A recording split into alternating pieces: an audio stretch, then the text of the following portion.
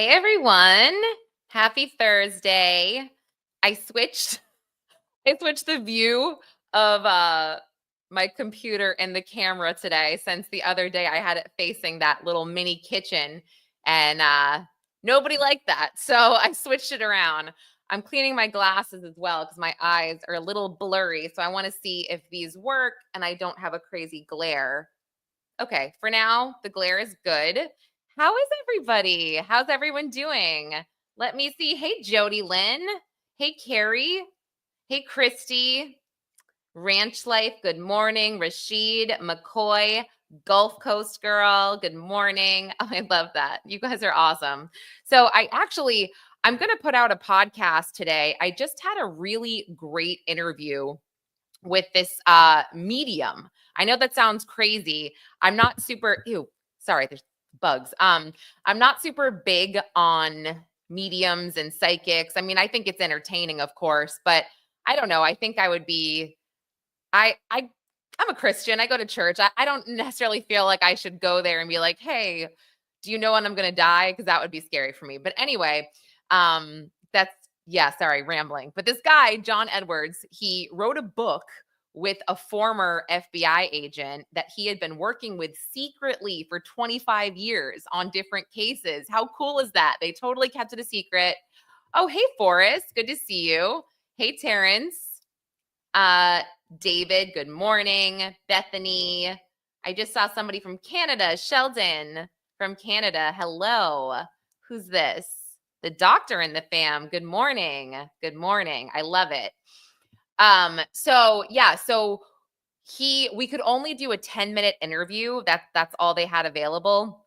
But I'm hopefully going to follow up with him because he's going on this crazy press tour with this FBI agent. And they started, I don't know if you guys have heard of the John Smith murders. I had never heard of these murders, but this guy murdered a bunch of his wives. And it sounds fascinating, this book. It's called Chasing Evil. So I'm going to publish that interview later, but I just wanted to talk to him forever. He was so interesting. Okay. Oh, I have viewers in Nigeria. That is so cool. Hi, hi, Dizzy. Good to see you. Hello.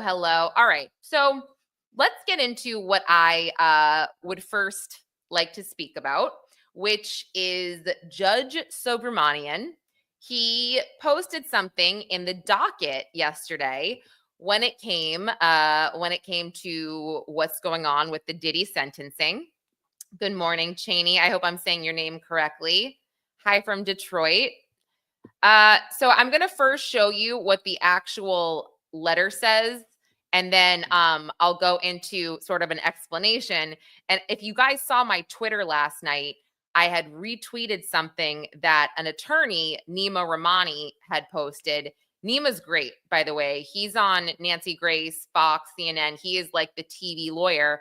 And something I like about him is that he's super unbiased, meaning when he started covering the Diddy case, morning Maytal, morning Daisha, morning Ebony, good to see you guys.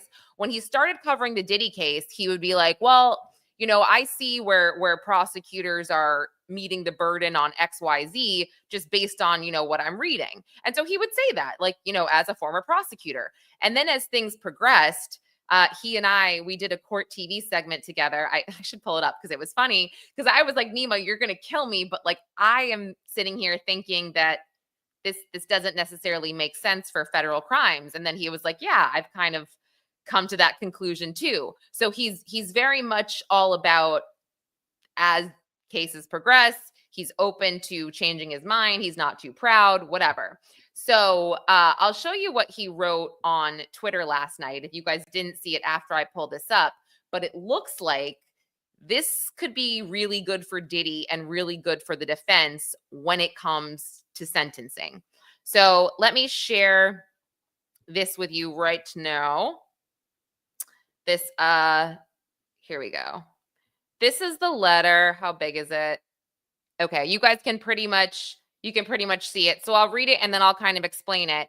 So in connection with the sentencing proceeding in this case, the court would find it helpful to have available data on sentences imposed where, one, the primary or sole conviction was for a violation of 18 USC 2421A or 2, the base offense level under the sentencing guidelines that were calculated under 21 or 2G1.1A2 and a criminal history category of 1. These parties should locate cases they believe that match this criteria and file a letter, hopefully a joint letter. I guess this is not just to the government, it's to everybody. Joint letter on or before September 1st, 2025. No argument should be included in this letter. Okay. I think that's also really important. He's like, just get me the facts. Don't argue. I just put it out there for me and I will review.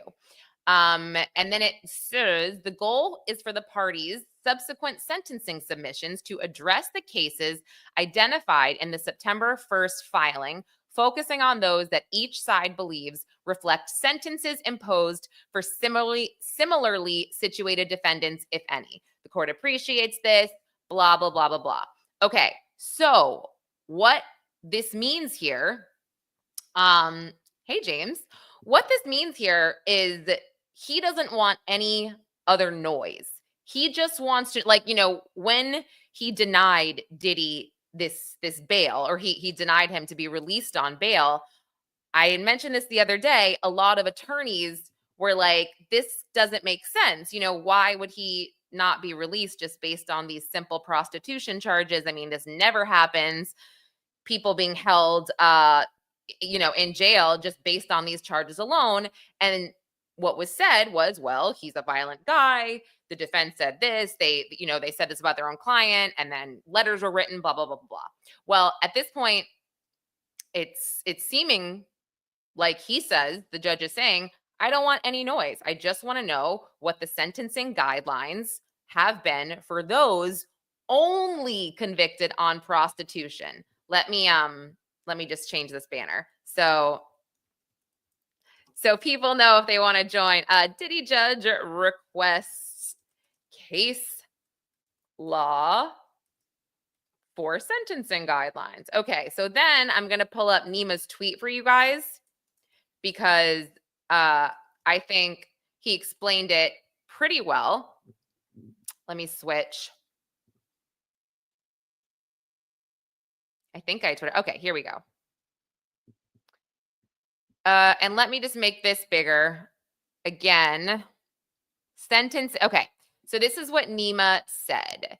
He says, I may end up being right after all. He did mention this. After surprisingly detaining Diddy without bail, despite him only being convicted of prostitution, I thought he should be released pending sentencing.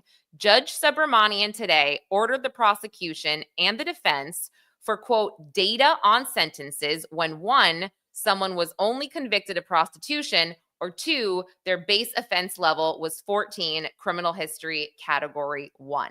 That is my nerdy lawyer way of saying that the judge is now asking about sentences for other Johns in prostitution cases. I can safely say that no one has received years in federal prison for simple prostitution. Judges are supposed to avoid unwarranted sentencing disparities. This is a very good development for the defense. Maybe Diddy will get time served at his October sentencing, like I said he should. So that I thought was a really big deal because, again, when I read, I'm always checking the docket and everything.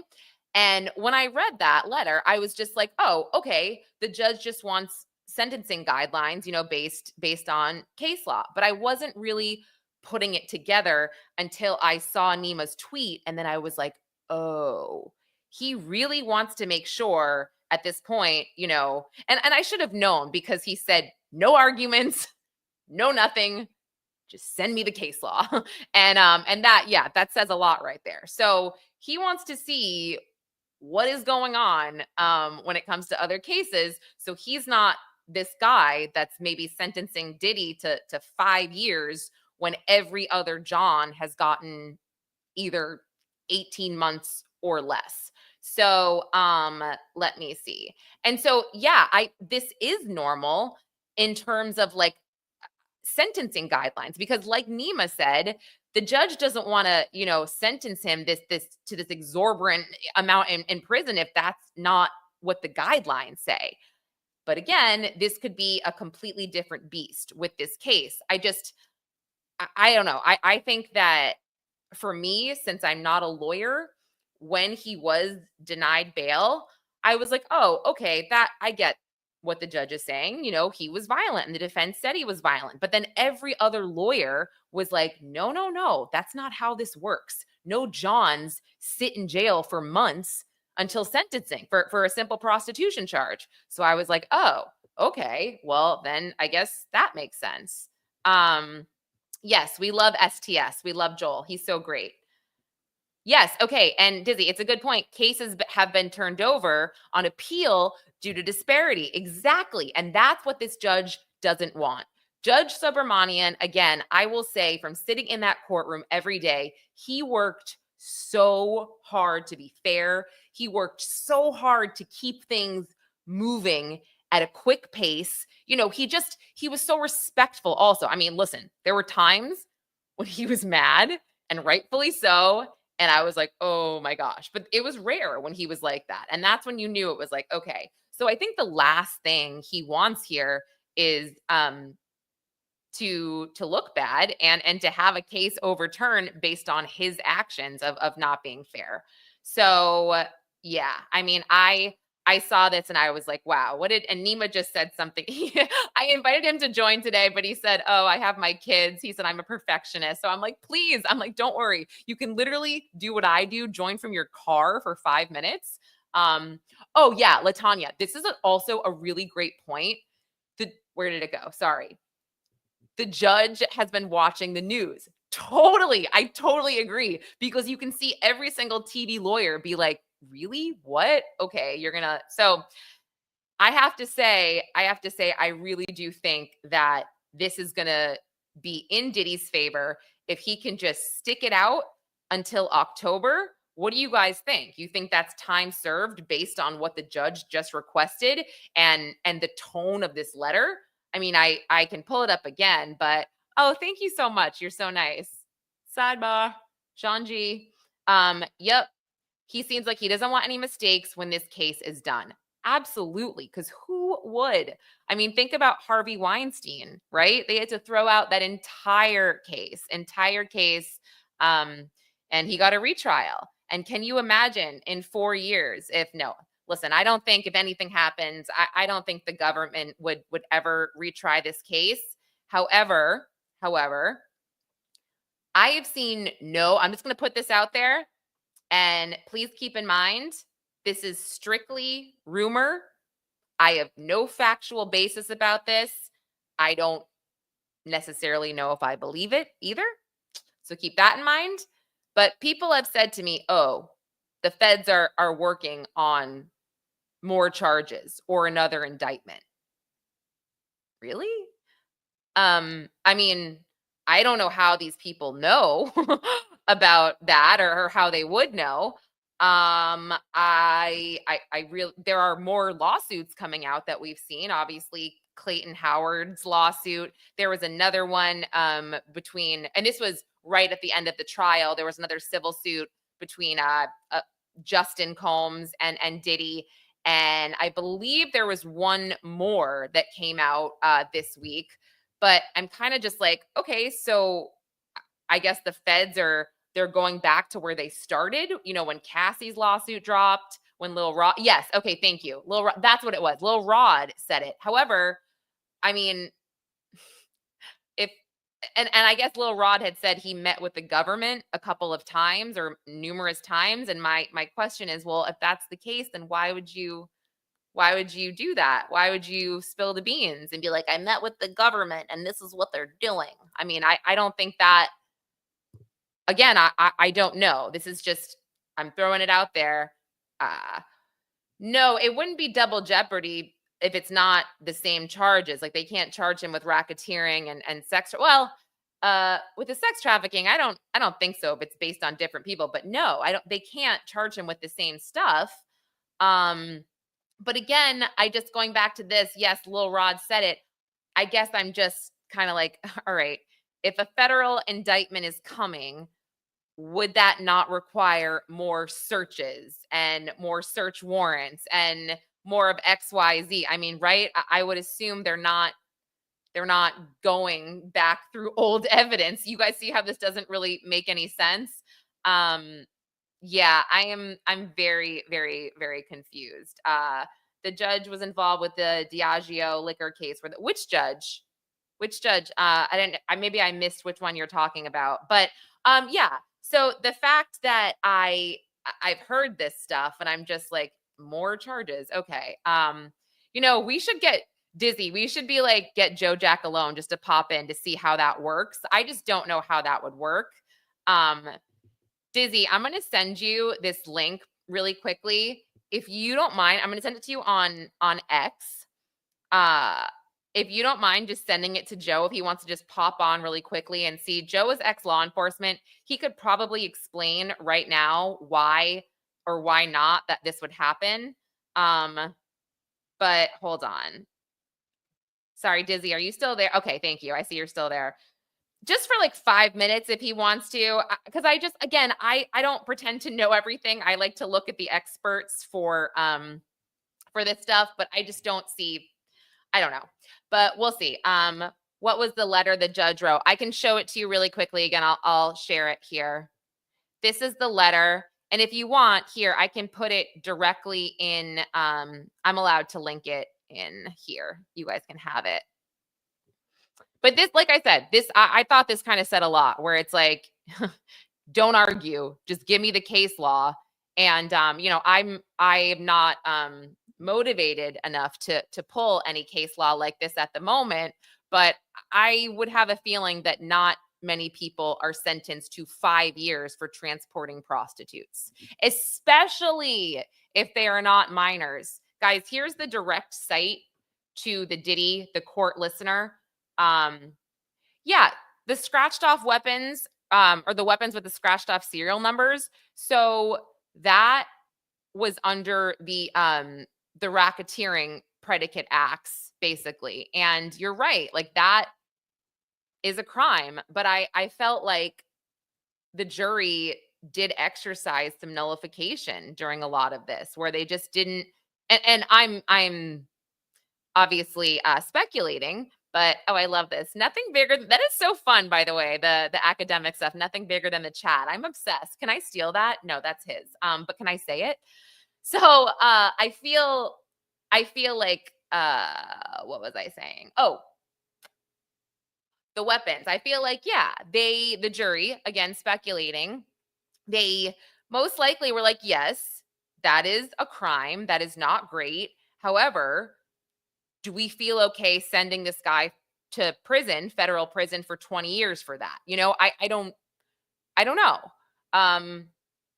Yeah. So I felt like that's where they were at with a lot of this stuff. Hold on. What does Will say? Lil Rod said he doesn't think Diddy needs to be in jail, but he needs to be held accountable, which means he wants a payday for dealing with the weird, freaky stuff. Yeah. And I think listen, I don't know if you guys saw the TMZ interview. Did you guys see who'd they ask? About, it was actually so funny. I think honestly, besides, the sex trafficking and, with Cassie and Jane, where that's like very sensitive. I think that, a lot of people, I'm not ever going to sit here and say they didn't have a horrible experience or they didn't have a traumatizing experience. Thank you so much, Dizzy. With Diddy, I don't know how much all of that's worth. I really don't. I know that I had a horrible boss at my first job. And if I even told you guys some of the stories, which I think is why when I had to listen to some of the assistants on the stand, and I feel guilty saying this, but like some of the men, like they weren't complaining. They were being asked these questions, but I kind of was sitting there and I was like writing and I was like rolling my eyes. Like there was a moment when David James said that, he was on the computer and Diddy like pushed him out of the way and like went on his search bar or whatever. And that he got in his face and he's like, did you leak this information? And that's when I was just like, I'm sorry. we're at a federal trial here, and this is what we're talking about. Diddy pushing him out of the way, an assistant, like, because he's in a bad. I just got so. That's when I got like a little frustrated. I had this boss who literally used to walk around the office with a baseball bat, and I'm not kidding you guys. I actually, my husband and we met working at this job. So you can ask my husband. I still talk to I met some of my very best friends at this job. Some of these girls I'm still friends with today on the sales floor. Okay. They could attest to this. Walks around with a baseball bat just for fun. And he would tell us and like look us in the eye and be like, if you don't hit these numbers, I am going to send people to go and R your mothers. He would say that. Like that was his style. And this is digital marketing, you guys. This is digital marketing. And let me also say, this is back in the early 2000s, mid 2000s. So I'm just kind of like, okay. So aside from, Cassie and Jane, I don't know how I felt about some of this other stuff, some of this other testimony. So, and I have way more horror stories from that. Talk about like this boss, like sorry, hello? I'm at my parents' house. I didn't think anyone was home, but maybe somebody's home. My kids are at camp. Who the hell is here? So guys, imagine you see a crime take place like right on a live stream. Just kidding. So yeah, no, there would be a time where this boss would literally come up to my desk. I was on the end. We had like a sales floor and everybody would bang the phones. I was on the end. And he would just scream at me and get in my face and be like, oh, are you going to cry? You going to cry? You going to cry? Like, it was awful. Like, we've all been there. It's horrible. But no, I don't think that was appropriate, I guess, for a federal court case. Yes, that's my old boss. I know. Sorry. I'm totally kidding about the crime happening. Let me see what I missed since I've been rambling. Okay. This said, Sections 2421 to 2422 of the Mann Act is a 5-year statute of limitations. But yeah, I know. And I had discussed this before. I was kind of hoping, let me ask Nima this as well right now. Let me ask him one. Okay. I'm going to ask him right now. Hey, I'm on the live right now. I just have one question for you. I brought this up the other day and someone else brought it up again, but the statute of limitations for the Mann Act is 5 years. And the last time Diddy transported a prostitute with Cassie was 2018. So why is that still in play? Just curious. Let me know if you can. Thank you so much. Okay, there we go. All right. So let me go through. I'm just reading some of the chat. Yeah, no, you're right. That behavior was not normal at work. And like I said, I have way more stories. Yes, Pat, Nima Ramani, exactly. Way more stories. Joe is. I wonder when he's finished. Let me see if I know anyone else. I'm so curious about this indictment stuff. Who else can I think of, Dizzy, that could just pop on really quick? But one more thing. This is the worst thing ever. And again, it has nothing to do with anything right now, but this is my old boss. This is 100% true because it just sounds so insane. But we used to go to this bar. I worked at the Empire State Building. My office was on like the 16th floor. We used to go to this bar across the street. So again, like all of this talk about Diddy being an insane boss, like I believe it. I believe he's like these people who have money, and this guy, our boss, had a lot of money. So we used to go to this bar across the street from the Empire State Building, and like we would stay out late. I think I was 22 at the time. And so one night we were at the bar and it was, oh, okay, he might have a few minutes. Okay, let me know. He can just pop on and I'll finish this horrible story later. So it was probably like 12 midnight or something. And I'm with this girl. Her name is Liz. We work together. I think she might have been my immediate boss. And she gets a text from our boss, and he is back up in the office. And he had a huge office. Like he had a couch in his office, whatever. And he texted her and he's like, I need help. Can you and someone else come upstairs? And she's like, okay. But she looks at me and she's like, you're coming with me. So we go upstairs. No way, Will. Are you serious? Well, this was I worked there in 2008. I think it was 2008. So we go upstairs. I'm kind of scared. And our boss comes out and he goes to me and my friend Liz, or my I guess my coworker, he's like, I think I killed her. And we're like, what? And my initial reaction, no, it's Legends. It was Legends. Will, I'm dead. Sorry, I'm dead. I can't believe this. Sorry, I'm screaming at this. We totally used to go to Rick's, the strip club, for lunch because they had really good lunch specials. They had like French fries and burgers for like $10, and the strippers would give you a massage. I'm telling you guys too much. Sorry. Anyway, let me just finish this. So, we were at Legend. So he said, I think I killed her. So my immediate reaction is to like leave. I just want to get out of there. And I'm ready to turn around. And Liz is like, you're not leaving me. So, oh, shoot, Joe Giacalone's here. Okay, guys, pause on this for a second. Joe, thank you so much really quick. Thank you. Sure. Let me change the banner. Guys, so Joe is former law enforcement. Can you just tell them about yourself while I change this banner to what we're talking about really quick? Sorry. Sure, no problem. Yeah, just retired New York City police sergeant, supervisor, detective squad. Held a lot of different jobs and known Lauren for a long time. So Thursday is usually my online class day. So I'll just spend a few minutes with you guys and do the thing because I have some teaching Thank that has to you. get done. No Sorry, worries. this will not take long. I didn't get a chance to do my hair, so I'm apologizing for that ahead of You know time. what? It looks horrible. So you really need to do something about that. And guys, so I'm going to put Joe's by the way, Joe's YouTube in the link as well, because he's so kind to come on and explain this, or just add any thoughts you have. We know that you have no connection to this whatsoever. People saying right now that Diddy could be indicted again, or they're currently working on another case against him. What do you say to that? Because NYPD did work with HSI on this. This just seems crazy, like so soon. Are people making this up? Well, gee, think people making things up on the internet and stuff like that. That would be actually new, right? Yeah, right. Uh, Totally.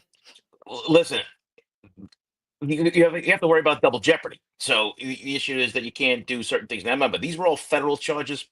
So Right. there is a difference with certain things, but unless they have an entirely new charge where they have something Yep. other than to do with the prosecution, excuse me, the prostitution and stuff like that. Now, Okay.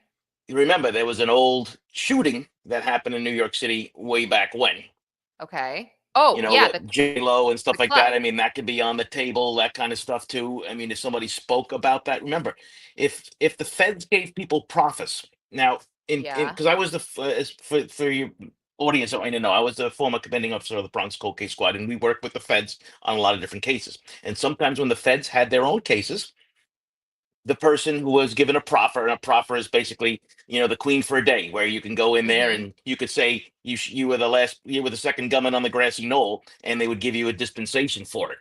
So a lot of times these guys would go in there and say, yeah, I killed Johnny Jones back in the day, and this, and then the feds would give us that information, and we could close out homicide cases like that. So you don't know Okay. exactly what transpired with this federal investigation. They interviewed a lot of people, and they might have gotten a lot of crimes that don't have a federal nexus. And then they passed them off to the NYPD. So remember, Oh, wait, so well, this remember, could be a state case too. It might not be a federal case if they're trying to bring more charges. well, that happens. That happens an awful lot when these federal cases, Okay. because you're a lot of times people, because television is entertainment, not education. People get thrown off by this. Yeah, The yeah. feds, yeah, in order for the feds to actually act and actually prosecute cases, there has to be a federal nexus. So in this case, it was the Mann Act, the prostitution between state lines and that kind of stuff. So automatically then falls into the federal realm. But if this was just say a prostitution issue just in Miami or New York City or Los Angeles or wherever, this would be a local case, and the feds could be invited in to help, but not take over the Mm, case. So mm. that's something that happens a lot. But if they uncover stuff that they cannot enforce, the local crimes, or in this case, state crimes, wherever they may be, they can turn it over to the local police department and say, listen, here's the documentation that we have. Yeah. Here is the transcript from the interviews or the interrogations or whatever they did. Because remember, when this case first broke, there were a lot of people that they took into custody. And a lot of times people will, Yeah. save their own behinds and give up information. But if it doesn't rise to that federal level, it gets kicked down. So then let me ask you this. Like, I guess uh a couple things. So at this point, I think it'd be crazy for the feds to be like, let me do another federal case when this Yeah. one turned out to be such a joke. But you said they interviewed so many people, they might have something that they could kick over to the NYPD to say, hey, charge this. Or what I thought about the other day is, why did Jane, she said that he assaulted her. It was aggravated assault. I don't know if it matters if she started the fight, whatever, but that could have been kicked over to the LAPD. I think the statute is what, 6 years or something like that for Yeah. so Well, if the why didn't right, they do that? Like I don't well, get that. yeah. Well, they had that opportunity to do that when, because this video's been out for a long time. This wasn't the first time we've seen this video. So if there was going to be any local charges, it would have No, been I that. meant the Jane one from Oh, the Jane one. 2024. Yeah, because that one is that it's like 6 years. So she's still I don't know. I feel like sorry, I'm trying to pin comments and I'm pinning the wrong one. That's okay. Sorry. Well, yeah, as you're doing that, Yeah. I'll just talk about that. Yes, there's statute of limitations that you have for many crimes. The only crime that really Yeah. doesn't have a statute of limitation on is murder. But they're up against Mm, the clock. I mean, if you're looking at 6 years or 5 years, whatever, for a felony assault, let's just say if it rises to that level, you're probably looking at right. 7 years. I think it was 7 years in New York State. So I'm not familiar, of course, with all the different sunset clauses on all the crimes throughout the country, but they're generally the same. And it Okay. is some, yeah, Well, I was gonna say, you know what I thought of? They could be going hard about Tupac because Keefe D's trial's coming up, I think February. We know that his name was mentioned, what, over like 72 times in one of the proffer agreements that got leaked. So I feel like I don't know. It could be that, but you're right. There's got to be no federal charges coming. It's got to be they're kicking it down to the state.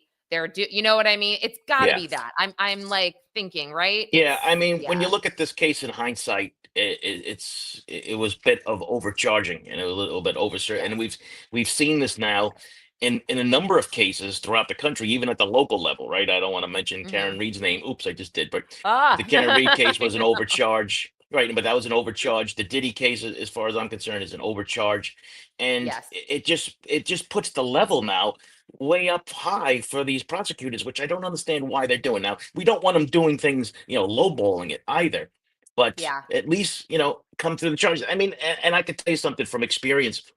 I mean, I worked in the Bronx almost my whole career, and they were very stingy about even the charges that you wanted, let alone upgrading things. So, Really? oh my God. Well, we used to refer to it as the People's Republic of the Bronx, right? So they would just do whatever they want to do when they want to do it. It's impossible to get anything done. But you know what? In hindsight, I can understand, because remember, Yeah. prosecutors are rated based on their conviction rate, and a Yeah. plea is a conviction. And Yeah. and when people are asking, even with the Koberger thing, like why did they offer the plea? Well, there's several reasons, but the main one is he gets a win and he moves on, he retires, right? So Right. I mean, those are the kind Right. of things that you have to deal with. But I do not see federal charges coming again for Diddy because you got to worry No. about the double jeopardy part and then too many intricate moving things. Yeah. I could be And wrong, but Right, and but the thing I was gonna say is there's also this guy, Lil Rod, who was saying that, and Lil Rod had one of the biggest civil suits against him. And many have said that Lil Rod's civil suit, obviously, as well as Cassie's, sort of started this investigation. However, they did not call Lil Rod as a witness. I mean, and if this is true, why would he be going around yapping about it? You can't do that. And also, like, wouldn't he know? Wouldn't his family know? Because there would be more search warrants served. There'd be more, you know what I mean? There'd be more raids. They didn't, I guess I don't quite understand how there could be another federal investigation going on, or we be very close to one and everybody knows about it. Everybody knows about it, right? So yeah, but that's usually your first clue. When everybody knows about it, that means it's not true. That's kind of the way it goes. yeah. And listen, the feds are very tight-lipped, all right? I mean, they are Yeah. extremely tight-lipped about things. But you know what? Like I said, the Mm. answer, and I haven't read all the probable cause affidavits and all the paperwork that comes with it, but there could be the clue inside those affidavits about other charges that they just might dish off to the state level. That's the only thing I can think of, and it's not Oh, unusual. But The evidence is always Okay. somewhere in that, in those documents, but some of those documents can be a couple of hundred pages, and you have to be really mindful of that when you're reading through it, because sometimes you just skip Right, over it, you get right. bored. But I Oh, guarantee you it's in there. totally. If they Yeah. do something, it'll be there. So, and I don't know if you remember this, or does anybody remember this? Didn't Lil Rod say something about a shooting where LAPD shows up and they like, I think it was Diddy and maybe one of his kids or maybe an assistant. They dragged the guy outside and said it happened outside, but it happened in a bathroom. And there was like, I think there was the LAPD was involved with that.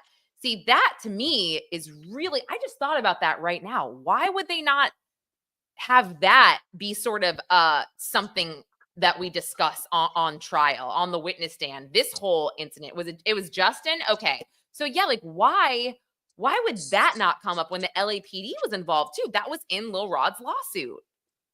Because it wasn't part of the indictment, right? So the indictment for the But racketeering, wouldn't whatever that be right? That should have been though, if that's it could have been, but they didn't specifically say, shootings, homicides, or anything else that goes along with it. It was prostitution, purposes of prostitution, and all the other things that go along with it, and drugs. I mean, they mentioned those things, but I don't remember anything about felony assaults, because that's how it would there's go down, there or was aggravated right. assault. So wouldn't they should have done I think they should have done that instead. Instead of saying Jane was sex trafficked, they should have said Jane aggravated assault of this guy, whatever whoever this guy was, because the cops came. Wow, this is all coming together for me as we talk about this, where I'm like, maybe I should be a prosecutor. No, I'm just kidding.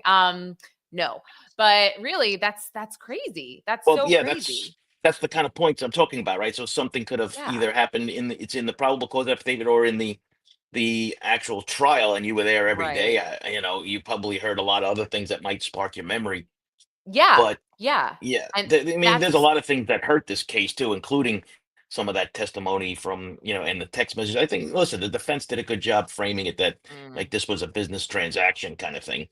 And they one did. paid for it, the other one, agreed to it, and then when it wasn't like, for them anymore, now all of a sudden we have this, and that's basically the defense argument, and apparently it worked, right? And Yeah. one Yep. of the things I'm upset about, as we watch these trials, the reactions from the people about certain things. Listen, you have to be, listen, I'm not a pro, let's just say any of these people, Karen Reed, P. Diddy, P. Diddy, Yeah. and I'm not against them. I am a due process person, and everybody should be. The due process clause of the 14th Amendment, follow the rules, the procedures, the policies. Mhm. We don't want anything unfair that the state does, because this affects all of us. And if the state fails, or in this case, the federal government fails, we might not like it, but we have to Yep. accept it and you have to move on. And it's as simple as that. But the constant online battling over these things, listen, it is Yeah. what it is. I mean, could you imagine if OJ's case was had social media back in the day when this was going Oh on? my Right. gosh. So, Oh but my that's my gosh. point, right? And people are still talking Yeah. about it, and arguing about that stuff too. Yeah, there's Yeah. other things that No, are you're going on right. here, but You make I don't. such a good point. Such a good point, guys. It's you're a due process guy, and that's why this is so important to say that when people cover these cases from an unbiased perspective, or this or that, it's like we are not being insensitive because we're not remembering how Diddy did this in the 2000s, or that he did this to somebody else, or that is not being insensitive.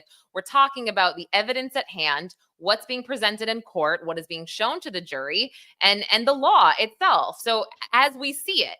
So I think that's something that's just so important to put out there. So I'm glad you brought that up. Yeah, no, I mean, listen, we don't have to agree with it, but we have to accept it. And Yes. you know what? This isn't.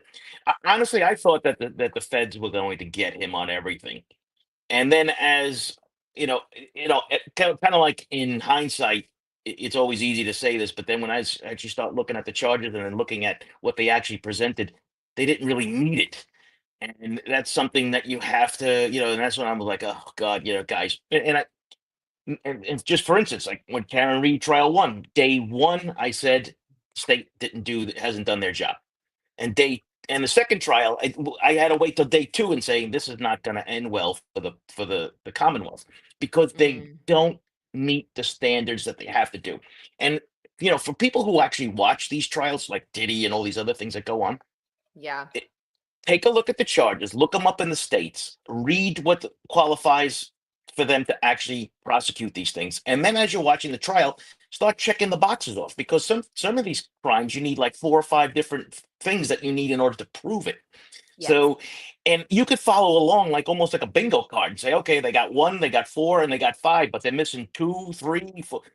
Yep. That's not good. So that's why when Yep. I talk about due process, that's what I'm talking about. State has to reach a certain level, and if they can't pull it off, then it's because you and I could be a victim of that, Lauren. Where and Yes. that's the thing that you worry about, right? Hmm. That's the stuff that you worry about, because you want the criminal justice system to work correctly, even if it's Yep. not an outcome you want, because God forbid you're in that position, you'd want the same sort of availability to your freedom as everybody else gets.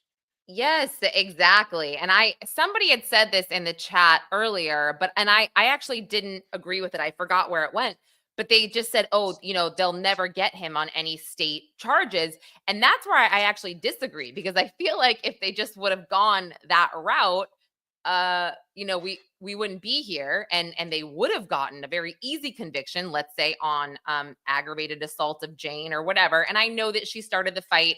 I'm not sure how that exactly works, but I was like, I think that, yeah, if they went the state route, we wouldn't be here, and it wouldn't have looked so ridiculous. By the way, Chris Conlon, I don't know if that's my friend Chris Conlon, but I was just telling a story about the Empire State Building where we used to work before Joe jumped on. So you should hang out if that really is you. So that would be really funny because, yes. Okay. So, all right. So that really helps, Joe. Thank you for that. And I think I'm on the same page with you, and hopefully you guys in the chat are as well. And that helped, because for me, I'm sitting here like I don't see more federal charges happening, but that's me. Just think of the cost involved in all this too. It's just something that you have to understand, that money does play a role in this. And if you lost once, Mm, kind of once bitten, twice shy. Going after high profile people about certain things like this. I mean, if you look back in the organized crime days, I mean, with people would if I guess if you're as old as I am, and we went and you lived through the mob era of the mhm. John Gotti trials, and the people would have lost their minds Yeah. about how many times he got off. His nickname was the Teflon Don. That's how many times he got off. Yes. You know, Isn't that and that's from the crazy? feds. So I mean, to say that we're shocked that Diddy didn't get all the charges, I'm not. All right, you want to see my Mm. shocked face? Yeah, okay, there it is.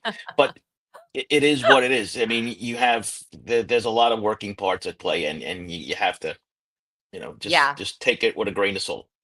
And the last thing I want to say about that, and I obviously will pay attention to trials that I cannot watch, but people that were not in the courtroom every day, they did not see what we all saw. They didn't see the evidence. They didn't see the witnesses. They didn't see their temperament, how they were. And I think it was someone like Sean Ryan. He had tweeted, and I have so much respect for him. He's a former Navy SEAL, great podcast. But he was like, man, I can't believe the jury let Diddy get away with all of it. And I'm just like, that's just not what we should be saying. Those are not the things that we should be saying, because if you would have seen what we saw, it's not like he's getting away with all of these federal crimes. He's getting away with little things throughout the course of his life that he should not have done.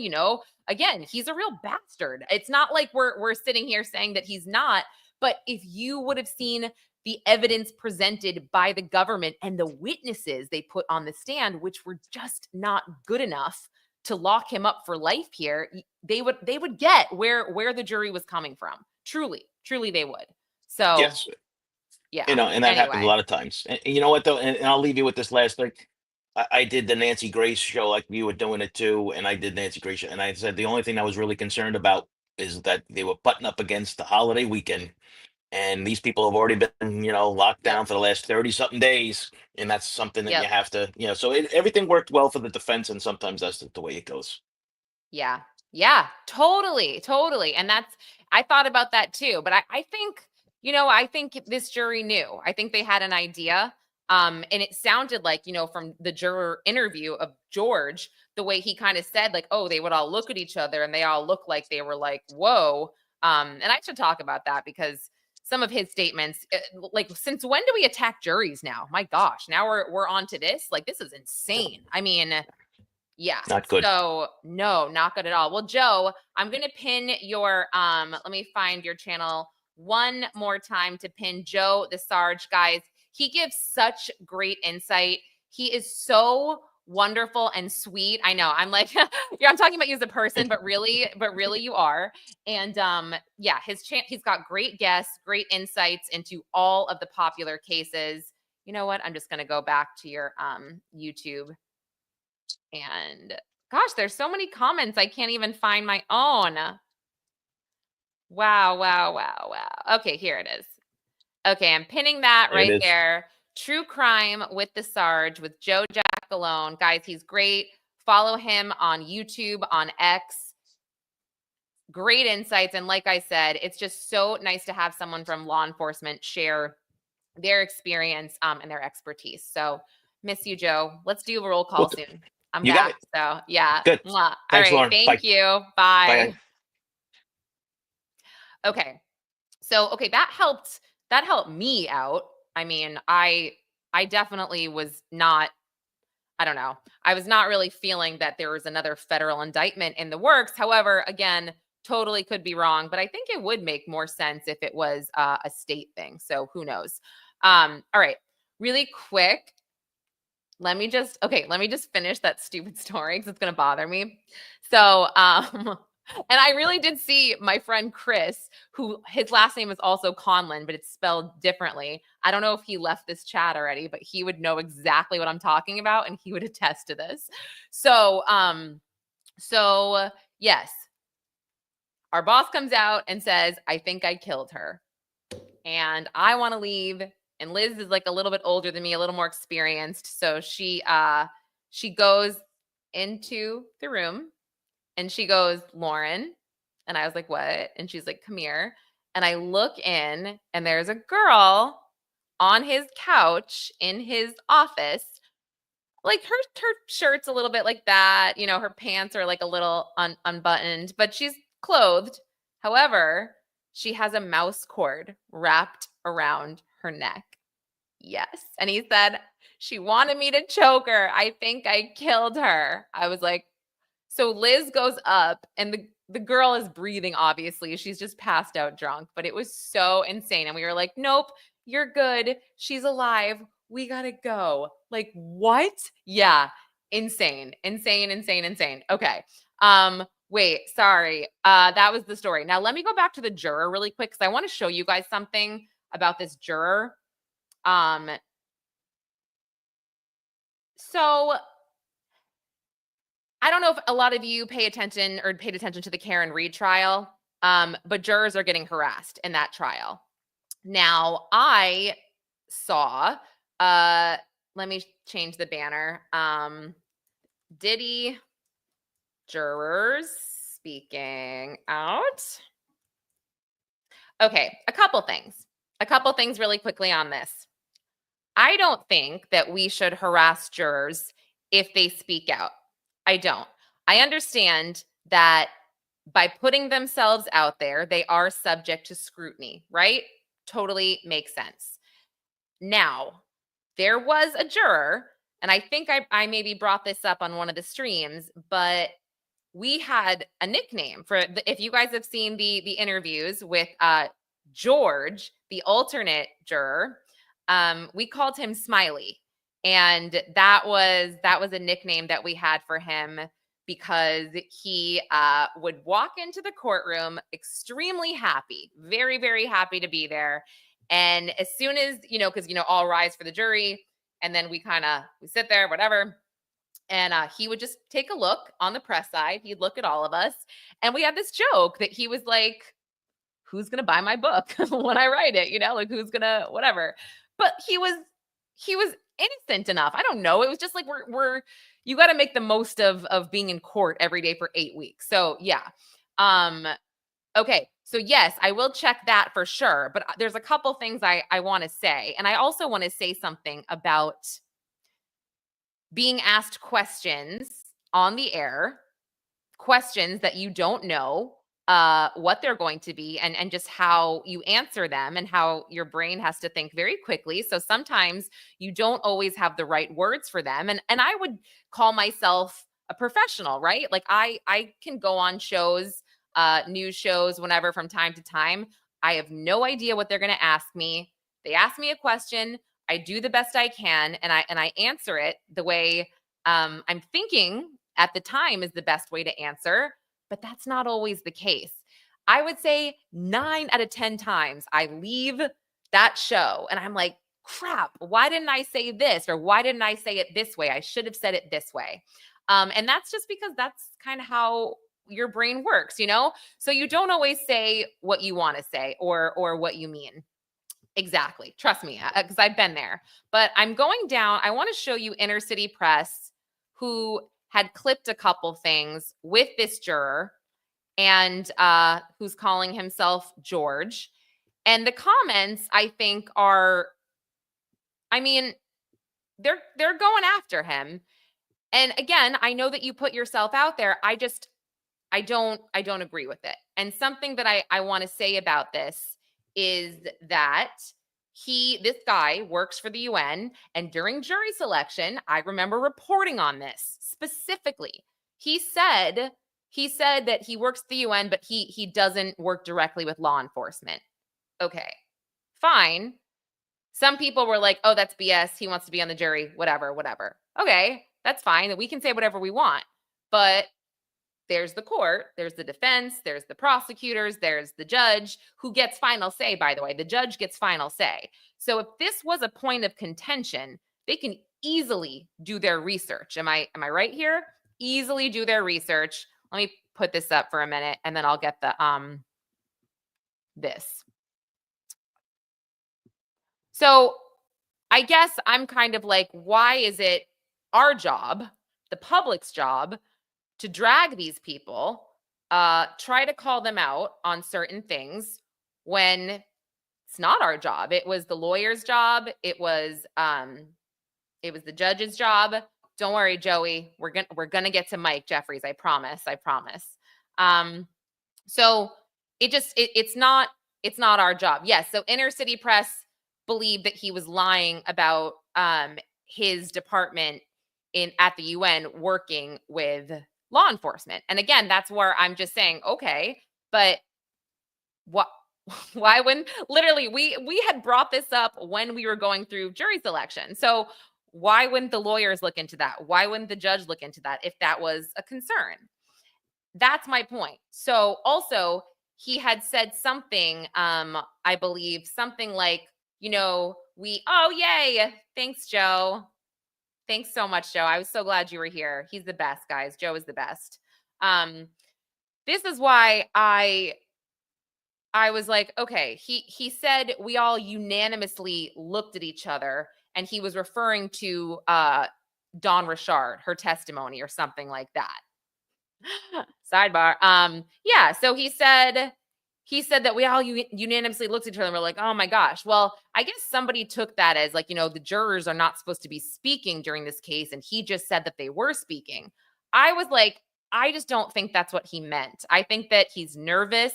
He's on CNN. You're on the spot. You don't know what they're going to ask you. And you say things like that. You say things that might not come across the way you want them to. So let me play this part. I think it's like a really short little clip here.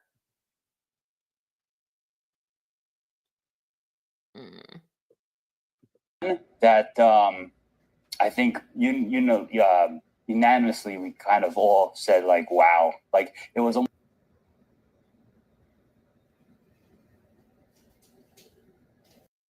that okay, so like that, for example, like that to me is not, I don't really think that's a big deal, because I don't think they unanimously all left the room and they were like, wow, that was horrible. That cross-examination really made her look bad. I just felt like he just was saying that they all were kind of like silently looking at each other going, whoa. So again, I just go back to thinking like, it's just hard to, you can't judge somebody by what they say on a whim on live TV. It's tough.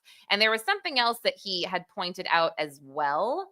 Yeah, I agreed. I don't think George deserves the hate emotions, or agreed 100%. Where is this other one I just want to show? Oh no. See, look at this. It's like so sad. It's like, I get it. When you put yourself out there, you're subject to all of this stuff, but come on. He seemed like such a nice person. He gave 8 weeks of his life. My goodness, had to sit through all all right, let me find. Gosh, oh, I have to leave the post first. That would be helpful, dummy. Okay, here's another one. Make sure you guys can see this. Now, this is where he's kind of coming at him for maybe not being truthful about his role at the UN. And again, I'll say it. It's not our job. This is the job of the attorneys and the court. That's whose job it is. That's all. I mean, jury selection is the most important thing here, right? Most important thing here. So let's just remind ourselves of that. So if this was a huge problem, they would have looked into it. Make it bigger. This was an alternate juror in the U.S. versus Sean Combs trial who spoke on CNN. He went forward. We covered him when during jury selection, he said he worked for the UN Office of Counterterrorism and that didn't work with U.S. law enforcement. We didn't think that was true. But after the verdict, he went on CNN and he called himself George. And here's one of the things that he said. Then we asked the UN about it. The prosecution was showing more, just Cassie just sitting around. The defense showed that. Defense showed that, yeah. Wait, was it just her sitting around not engaging in sexual activity? Prosecution or defense? Yes. The prosecution, when you had to have your headphones on, and otherwise, what were you seeing then? There was sexual activity, but I mean, it wasn't. Really... He went on to say it was pretty tame, actually. So we decided to ask the UN a few questions. So ask the UN a few questions. One, to confirm that George works at the Office of Counterterrorism, and a few other things that you can see there. The context of this that the UN doesn't actually allow us in, but they did say they'll answer written questions. You see, this is the UN spokesman, Stefan Dujarric, and he was asked whether he'd be answering questions. We've also answered Mr. Lee's questions. We continue to answer the questions that he emails in, questions that he's asking. We've also answered Mr. Lee. See, it's pretty straightforward. Here's George, UN Office of Counterterrorism. That's UNCT. Yeah, okay. And he's the contact, 201. Well, you see it. Strange thing about that phone number is that it goes to a real estate. He's a real estate agent, but also he's working for the human rights at the United Nations. So we emailed, to make a long story short, we emailed thank you. This is what I'm questions saying. that you've seen. This is what I'm saying. In the morning. He had Thank time. you, Kane. He had a briefing, and here's what he did. Good afternoon. Chris, just a warning, there is no money quiz today, so it's all about the money. Tomorrow at 12:45, there'll be a joint press briefing here by Ambassador Atayeva, the permanent representative. Sorry, let me stop this for. Great. Okay. Speaking of due process. All right. I mean, you guys have seen, I can keep going if you guys want, but I think you've seen enough. I guess I was just like, I mean, again, you said it, Kane said it. The government picked this juror. The judge essentially has the final say in federal courts, at least, who these jurors were. George did not even deliberate. He was an alternate. Thank you. You guys are all beating me to saying this. Yeah. So I guess I don't quite understand why we need to call him out, drag him. You know what I mean? I guess I'm not sure why that we have to do that as a society. And KB, I don't know what you're talking about, but I don't remember, like, are you chained to your phone to watch me? You don't have to watch me. And I have no clue what you're saying, but thank you for your opinion. But yeah, so anyway, I guess this whole jury dragging thing is new. Not new, but it's new to me because I just started hearing about it with Karen Reed, and I was like, whoa, that's crazy. And then with George, I was like, whoa. I mean, just I guess you put yourself out there if you want to talk, but sorry, Tissy. I'm just like, all right, it's unappealing to you if I speculate about something, which, by the way, if I speculate about something, I don't know if you guys have noticed, but I say that. I say, I don't know that this is a fact, but let me just, so I don't know. Is there any place that is it just C-SPAN that's just straight up, this is what's happening, this is what's happening? I don't even know. Okay. So, and there's something else I wanted to show you all as well, which I think really, it really connects to some of what people have been feeling in this case. Thank you so much. I really appreciate it. And thank you. I feel like I am really nice. That's why I'm just like, I don't know, people coming in to hate. It's kind of like, what did I do to you? Goodness. But okay, so this is what I want to show you. There is something, it's a book, and it's called 3 Felonies a Day, How the Feds Target the Innocent. And I think that, I don't know if anyone's heard of this, but there is a thing now where it's kind of like the average person commits 3 felonies a day. You know what I mean? Like 3 felonies a day, and you don't even know it. So it's crazy. So let me show you. I'll switch the... This is it. This is from 2011. It's by Alan Dershowitz and, hold on. And Harvey Slivergate. There you go. Basically, it says that the answer lies in the very nature of modern federal criminal laws, which have exploded in number, but also become impossibly broad and vague. In 3 Felonies a Day, they reveal how federal criminal laws have become dangerously disconnected from the English common law tradition and how prosecutors can pin arguable federal crimes on any one of us. So that is why I think that we should all be very, very careful here. I think the biggest thing for me during the Diddy trial, and I think I may have said this, but hold on, let me find. There was one other AI mode, which I thought was interesting here. Yeah. Just the sheer broadness of the crimes. Like, for example, drug distribution, that really just means that I could hand you an edible or a joint and I am distributing drugs to you. And that is a federal crime, which is crazy talk.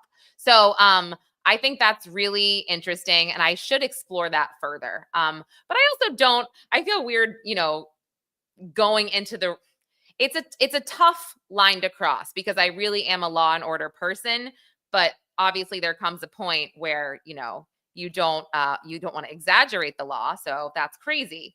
But no, it's Dizzy. It's crazy. It's so crazy. Hollywood needs to be shook up and held accountable. Yes. Wait. And this is what I was trying to find for you guys. This was so funny. This reaction, Rockstar. Have you guys seen this? You got to see this. Last thing, and I'll just move on to Abercrombie for a few. But wow, you got to see this. So funny, his reaction to Diddy. And tell me what you guys think here about his reaction, if it ever played.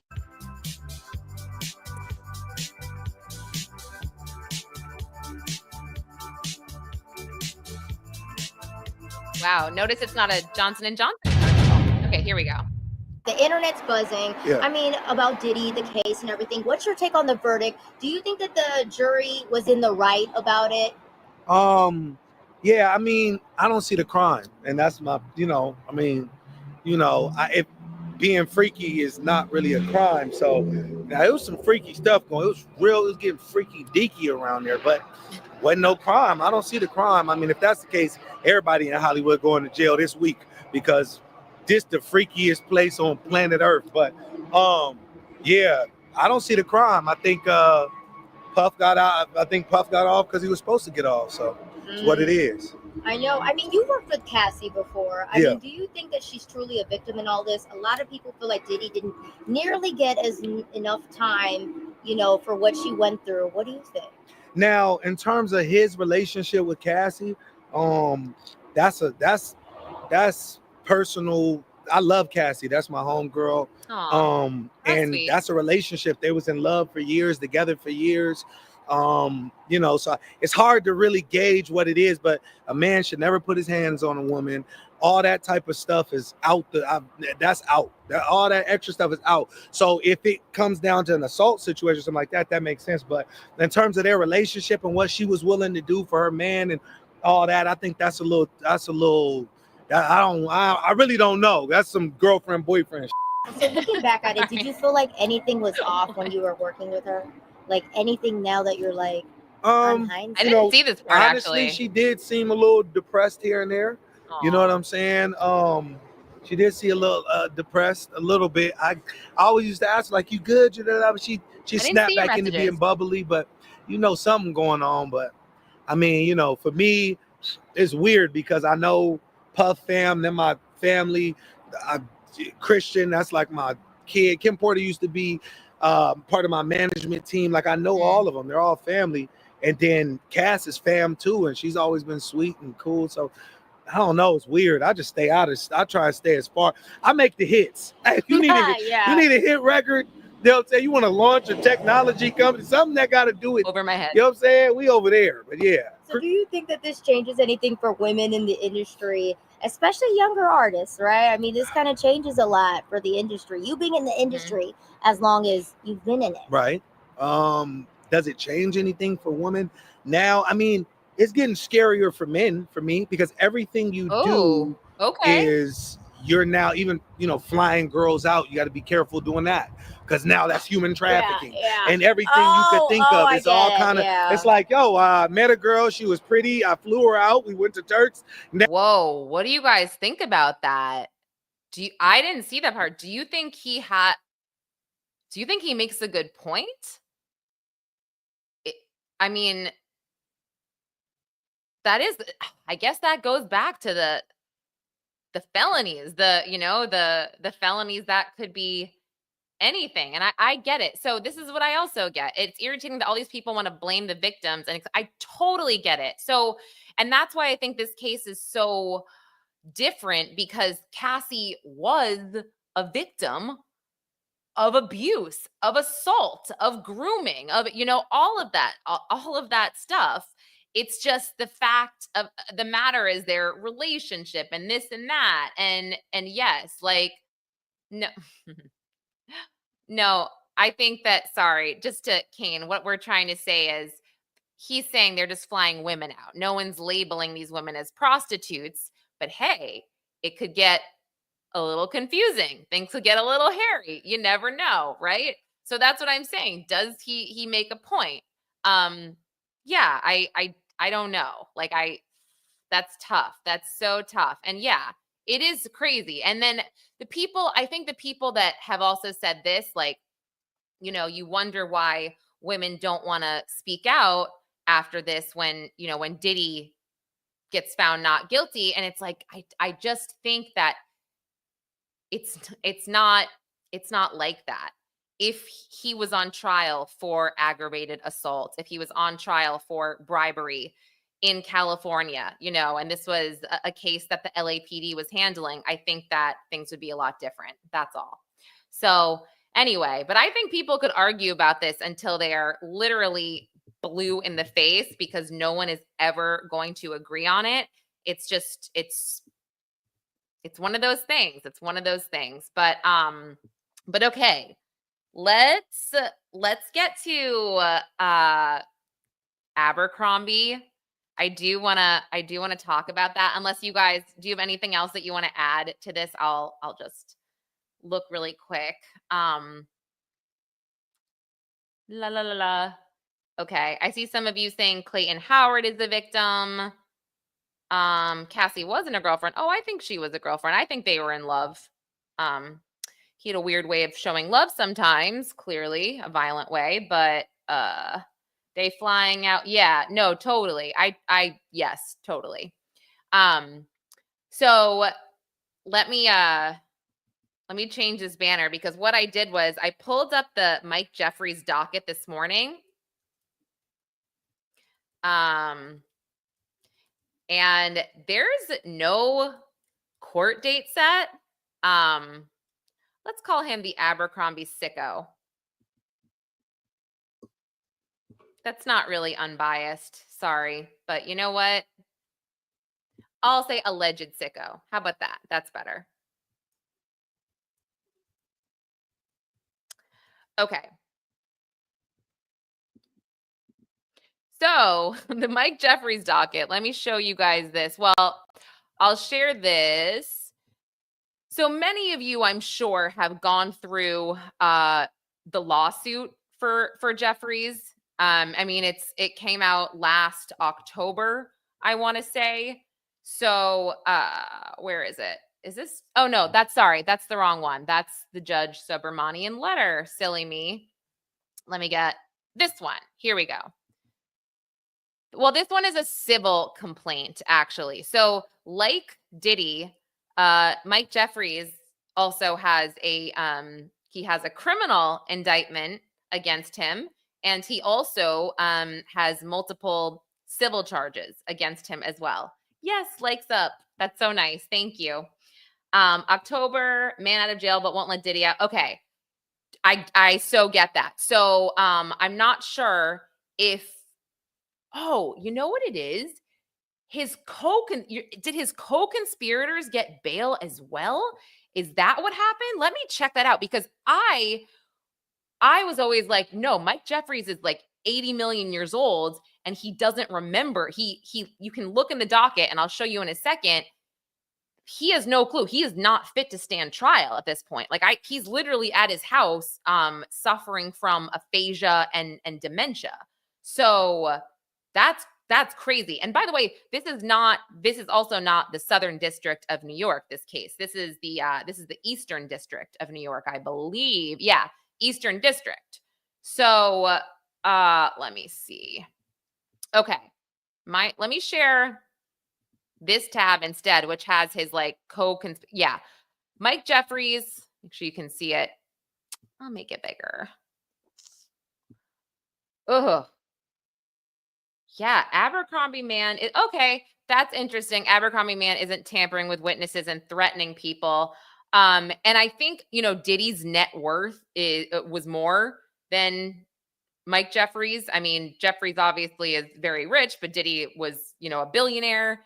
And again, there were allegations of witness tampering, so to speak, where he was calling people from jail and saying for them to do this and that and this and that.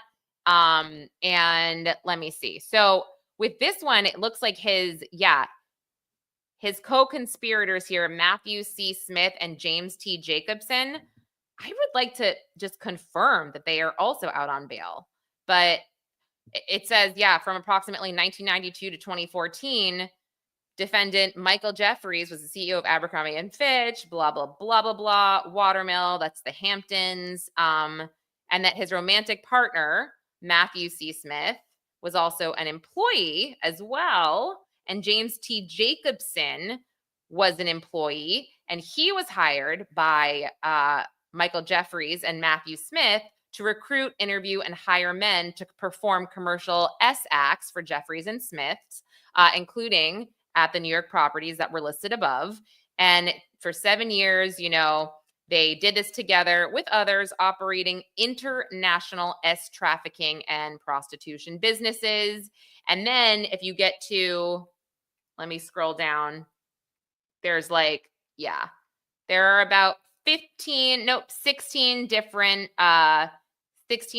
interstate prostitution counts. And then let's see, criminal forfeiture allegation as to count 1, all the details there. All the criminal forfeiture allocation due to as to counts 2 through 16. I mean, this is crazy. It's yeah, he gave them drugs. Some of them were minors, and that's the other thing. When there's minors involved, you're gonna have definitely more time in prison. That goes without saying. So I just want to confirm that these guys that all of them are out on bail, because that's wild. Let me look. Let's go back to the docket. Can you all see this? Yes, you can. Okay. October 17th. So the last, okay. Letter jointly submitted by parties RE status and severance as to Michael Jeffries, Matthew Smith, and James T. Jacobson. Main document letter. Shoot, you have to buy it on Pacer. Let me see. Okay, well, first I'll go to this. So on May 2nd, there was a motion for order to stand or for competency to stand trial, which is obviously, again, Mike Jeffries. It says that he suffers from a mental disease or defect rendering him mentally incompetent to the extent that he is unable to understand the nature and consequences of the proceedings against him or to assist properly in his defense. Okay, that's fine. And it's agreed upon by both sides. But what does that mean for the other two defendants?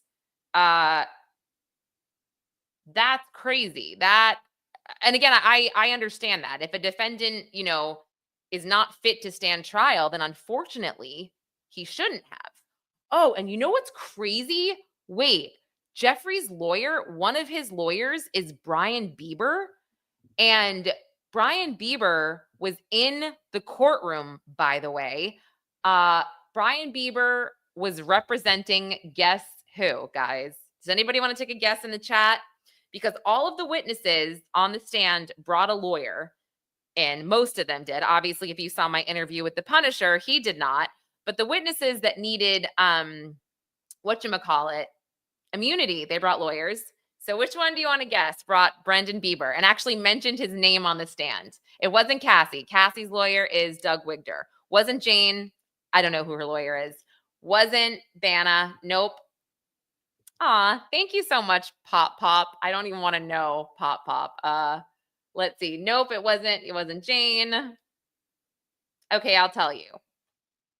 It was Brendan Paul, the alleged drug mule, who wasn't really a drug mule, but he said Brendan Bieber, his lawyer, was actually the one that also got him off on that bogus drug charge. So yeah, crazy.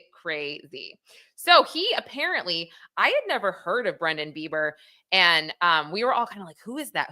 And no one around me had heard of him, and I still haven't looked into him. But now I saw him here, and I'm like, man, he must be a really good attorney. But let's just go back to see the docket here. Okay, so it is further ordered that if at any point to the conclusion of the defendant's 4-month, May, June, July, August. Okay, so that's where we left off. So by August 2nd, I think that's when they're going to revisit, because Mike Jeffries will be out of the hospital by August 2nd, or he'll be out of this period where he's being observed or watched, I guess, based on his mental capacity.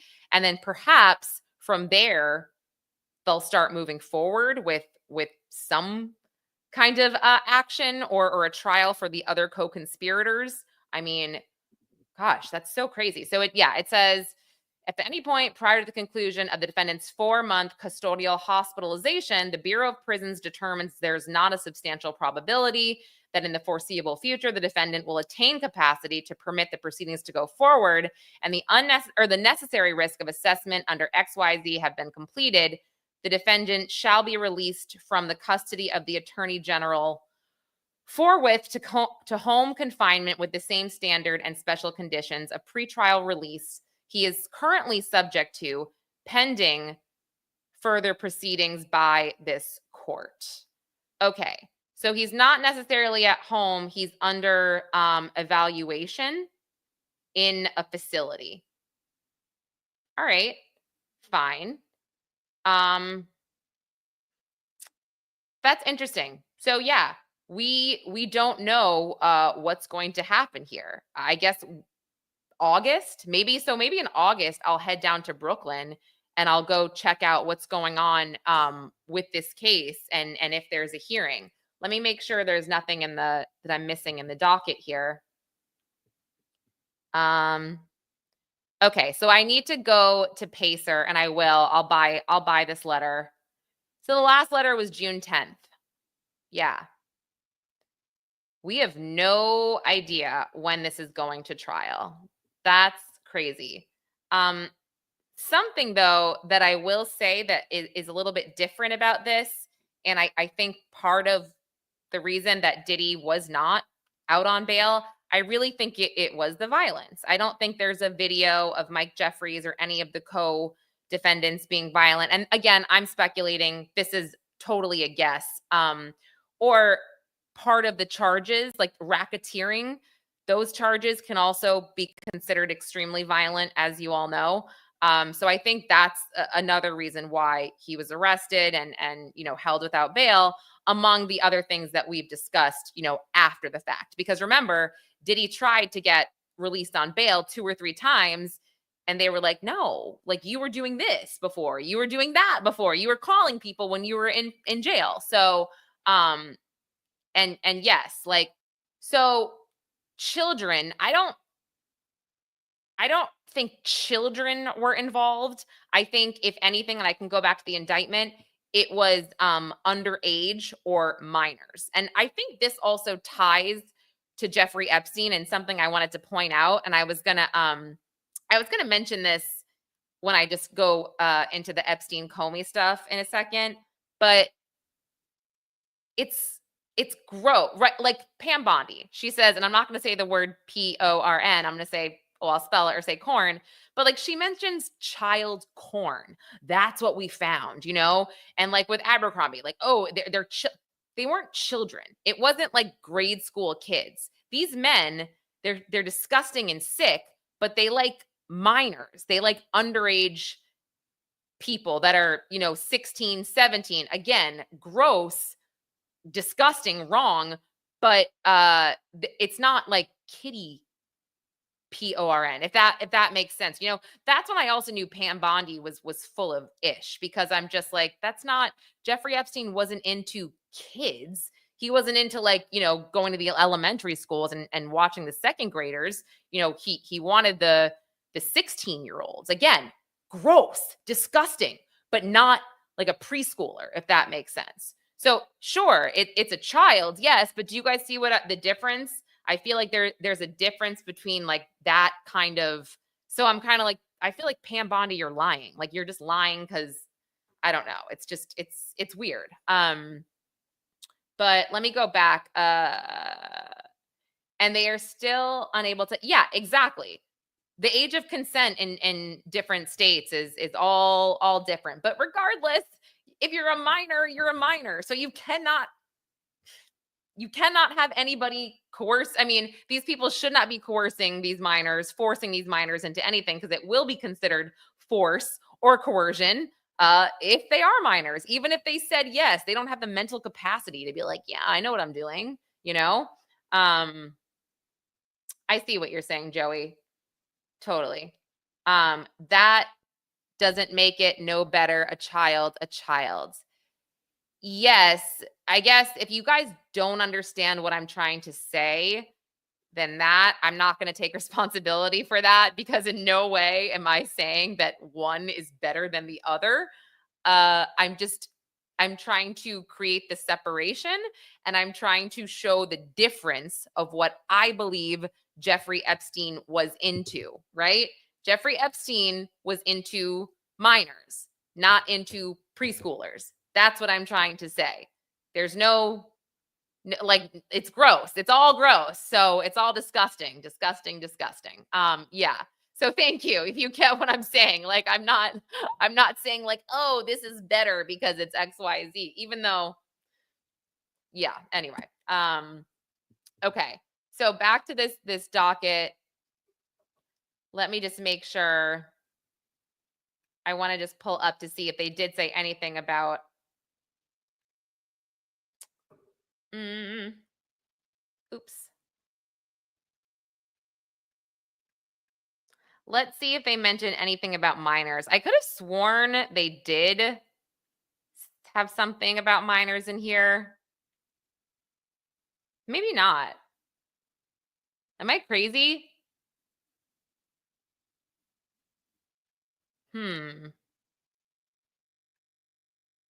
Okay. I'll have to go back and look, but because yeah, I mean Abercrombie did have a lot of 17-year-olds, a lot of, like it's yeah, and I don't think these guys were checking IDs. Let me just say that. Yes, thank you so much. That's so nice. So nice. Okay, let's see. Yes, thank you. That is exactly what I'm saying. I'm saying there's a or not like a difference, but I guess I was just, for me, when I heard Pam Bondi talk about, child porn, I'm just like, oh, I feel like Epstein, that's not exactly his thing, but maybe is that what it's called across the board? If that's what it's called across the board, then I'm totally wrong. But I just thought I didn't know it was called like kitty if they're 16, 17 and they're just underage. I don't know. I don't know what I guess it could be called all the same thing. But anyway. So just to close the loop on the Abercrombie guy, Joey believes if you're an adult. Oh, sorry. I don't want to get everybody be nice to each other in the chat. And then, oh yeah. So then there's also this civil suit, John Doe 1 and John Doe 2 against Michael S. Jeffries, Matthew Smith, and James Giacalone. Yeah. So they've got to work that out as well. And that's also Eastern District of New York. But let's say this, we're not going to get an update on the actual trial or the state of Mike Jeffries' trial and his co-conspirators probably until August, because that's when he'll be done with the whatever treatment he's going through. So yeah. Okay. Let me move on here. And then let me just go to the last thing I kind of want to cover today, because it just seems very fitting, very fitting that after the Epstein debacle and the complete fail by the administration, and I'm not sure, I'll pull this up, by the way. Let me see, because I thought this was so funny, and I'll show you you'll see what I was talking about before. Epstein fallout.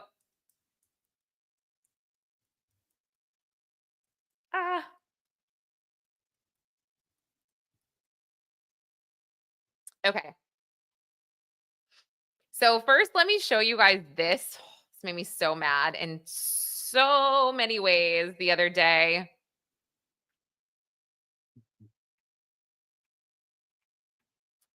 So I'm going through my X. Okay, here it is.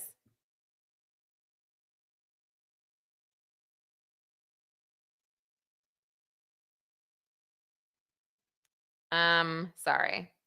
This was some really impressive gaslighting by Trump. I'm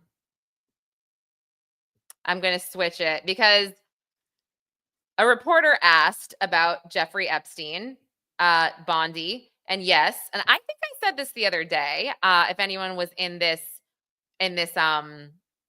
chat or on this live stream, I just said, yeah, I'm aware that Jeffrey Epstein, this scandal is not, make or break when it comes to this country prospering. This is not Iran and Israel. This is not the Texas floods. There's a lot going on. I agree. However, this is not on us. This is not on the people. This administration said that there's not going to be a deep state anymore because they are going to be so transparent. We are going to give you all the files. Yeah, we've been asking for years, but there wasn't some like mounting ask, right? A few months ago, back in February, it was this administration, Pam Bondi, it was them saying, I've got the JFK files. I've got the Epstein files. They're all on my desk. And I'm like, it's kind of like, yeah, you guys started it. So yeah, now we're pissed. So this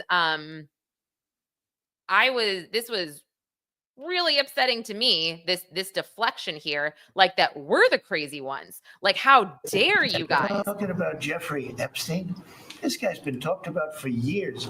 You're asking, we have Texas, we have this, we have all of the things. And are people still talking about this guy, this creep? That is unbelievable. Do you want to waste the time, and do you feel like answering? I don't mind answering. I mean, I can't believe you're asking a question on Epstein at a time like this, where we're having some of the greatest success. And okay, and just really quick, I mean, her answer, I said this the other day, she talks, I mean, crazy Republican talking points. She has nothing real or substantial to say. And when she talks about the minute missing from that video, I got dumber. I literally got dumber. And exactly. And here's the thing.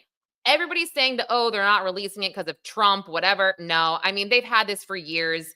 Joe Biden, James Comey, they would have done something. If Trump was really implicated, they would have nailed him years ago. So I'm not really buying into that. I'm buying into some other things. But I was like so disgusted by this. I was like, you sound so stupid. You just talk in fluff. So you have basically something to fall back on so you can gaslight us further when we call you out on it. And frankly, I am shocked that you did not do your diligence here with the FBI and work closely with them. If they released this video, they thought this video was in its entirety. I mean, how do you not talk to each other when it comes to something this big? And how are you, listen to her explanation. How are you speaking like this about something that's such a big deal, such a big deal? And also tragedy with what happened in Texas. It just seems like a desecration, but you go ahead. Sure. First, to back up on that, in February, I did an interview on Fox, and it's been getting a lot of attention because I was asked a question about the client list, and my response was, it's sitting on my desk to be reviewed, meaning the file along with the JFK, MLK files as well. That's what I meant by that.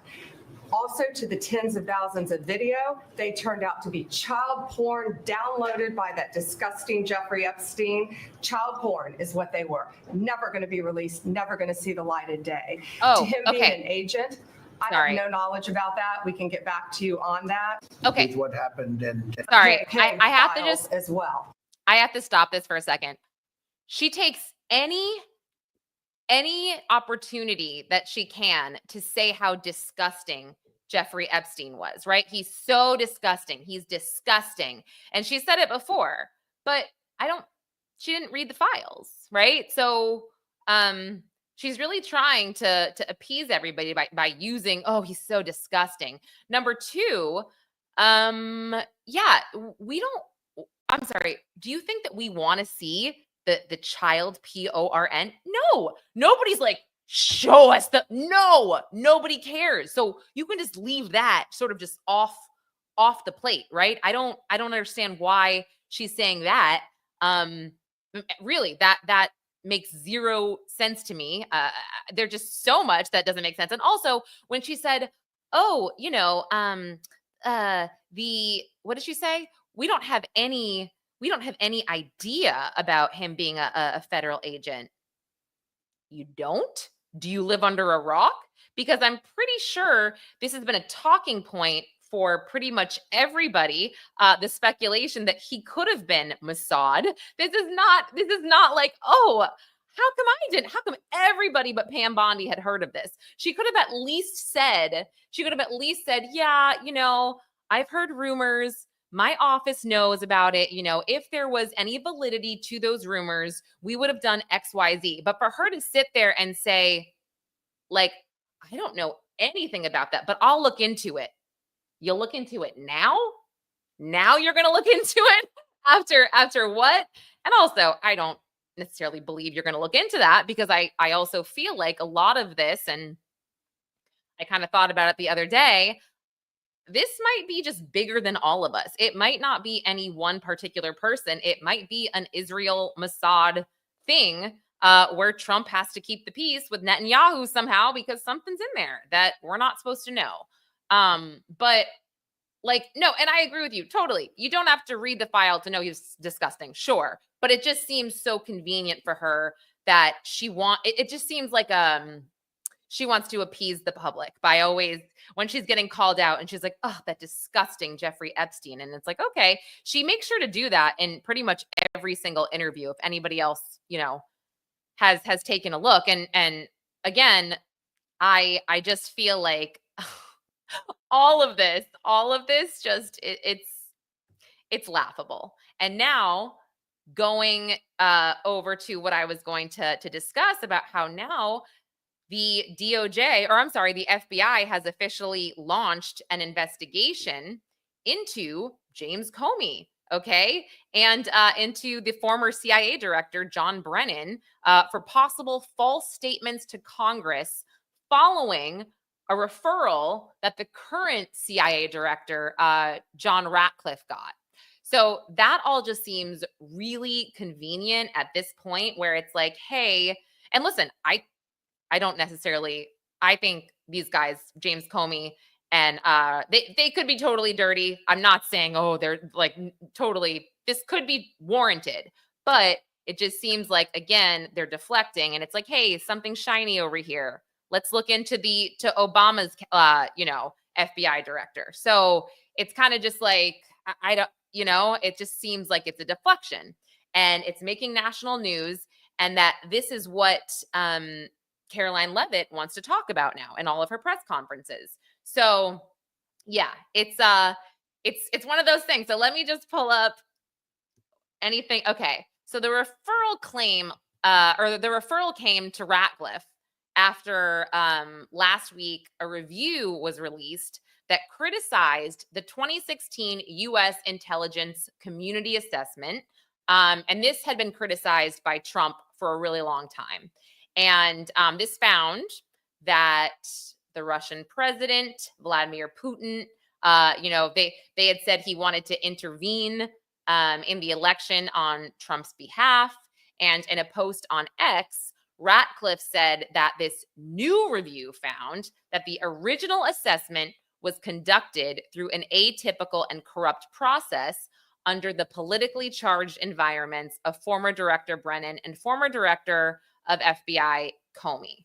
So they wanted to just sort of dive back into the whole Russian scandal with Putin wanting to interfere in the election and prove that possibly the FBI and the CIA did a very botched investigation, which, look, I mean, we can go back and forth on this all day. We know where James Comey stands, right? I mean, by the way, he's an author now.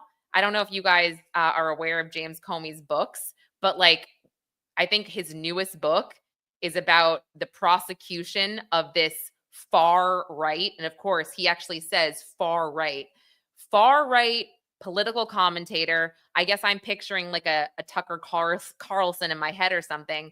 Far right political commentator, and that he tells his people to go do this and go do that and incite violence, and then they do, and then they kill people. And then, this far right commentator is getting all these federal charges on him, and it's about this prosecutor who prosecutes him. So I'm like, yes, okay. We know exactly where you stand, James Comey, and you're right. Like, I agree. That was probably sus. That investigation into Trump and Russia and all that, probably sus. But I guess we'll see. So yeah. But that just seems very convenient. Are you asking about Bannon being on the Epstein list, or how Bannon is involved, or yeah? Yeah, I guess I was just thinking of Tucker as just being a very popular commentator. So that's just who I thought of in my head. I just can't think of anyone bigger, I guess, than Tucker Carlson right now when it comes to all of that. I guess maybe Alex Jones is pretty big, but he kind of lost all credibility when it came to Sandy Hook. So yeah. But let me see. What did I miss in here? Yeah, I mean, listen, the Epstein files, I think they're gone. I think they've been shredded. I think that the person that probably took a photo of them and snuck it, they're probably already dead. Just kidding. That's a horrible thing to say. Horrible. But really, anybody who saw them, anybody who tried anything, I feel like, yeah, they should really, really be careful, And Trump and Elon, I think, are going at it now, Ashley, because Elon has been tweeting about how we can't trust the current administration because of what they have done over the Epstein files. And I agree, Mira. Epstein is definitely deeper than we'll ever know. You know who knows, though? You know who also knows? Alan Dershowitz. Alan knows. And I feel like Alan needs to do the right thing and come out and say something. Say a few words, Alan. I mean, look, maybe there wasn't an official list kept. Like he didn't just write down all the names, but there's a lot. There's a lot in these files. You know, we have the names somewhere. Somebody can compile a list. But Alan, what did you see? Shut us all up here. I mean, but also, on the other hand, Alan Dershowitz. Who's threatening Alan Dershowitz here? And Alan, not only is he a friend, he was Epstein's lawyer, and obviously he was dragged into this list. And me personally, Virginia Giuffre did go back on her word and say, you know, maybe because she said that she was trafficked by Alan Dershowitz. And then she said maybe a couple of years later, well, I don't necessarily know if I remembered that correctly or not. She did go back on her word. I mean, listen, do I see Alan Dershowitz as this? I don't know. You don't know anybody, right? You don't know anybody. So, the island now, by the way, there's a Ritz-Carlton on Epstein Island. It's St. Thomas, I believe. And it's crazy. I was looking into a vacation for my family last year, and I didn't get my kids' passports. And I'm like, ooh, where can we go that's tropical? And so I looked up St. Thomas. I think it was the Ritz St. Thomas or something like that. And it was literally the old Epstein Island. And I was like, what? And then somebody on Reddit had this whole story or a TikTok that I didn't really believe. Hold on. Let me see. Is it Epstein Island? Ritz Strange and Eerie Encounters. Yeah, it was. It was the Ritz-Carlton, Little St. James Island. Yeah, that's what it is. That's so crazy. That's literally so crazy. Oh my gosh. Oh my goodness. Okay. So let me hide that. All right. So I think that's pretty much like what I wanted to discuss with you guys today. Just get some of the news out there that, yes, James Comey is being investigated, as is the ex-CIA director. And let me see what else. The judge in the Diddy case has requested case law only based on sentencing of other Johns that were convicted of prostitution charges.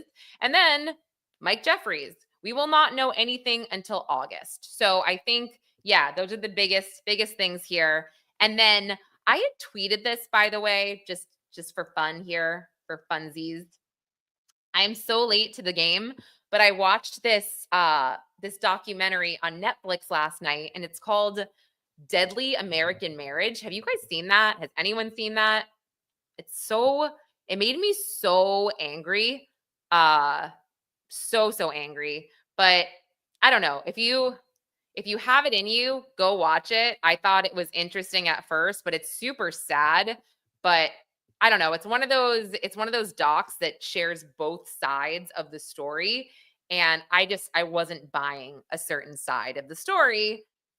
And I'm not giving anything away because you see these people in like street clothes. Like, you know, when you watch a Dateline and you're wondering if they're guilty, and then you see them in street clothes and you're like, oh my gosh. Well, they do interviews like immediately with this mom and her dad in street clothes. And I was like, what?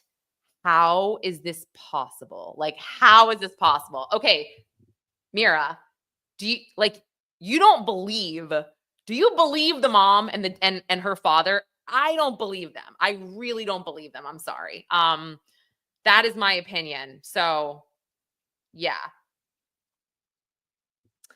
It's called Deadly American Marriage.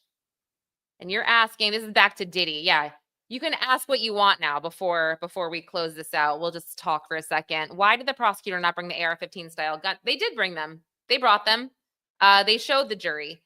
I think this was something I thought got kind of misconstrued on social media, by the way, when the evidence photos would get leaked and we just saw a bunch of guns on a chair or on a table. It looked menacing AF, right? Of course. AR-15s, Glocks on, yeah, horrible.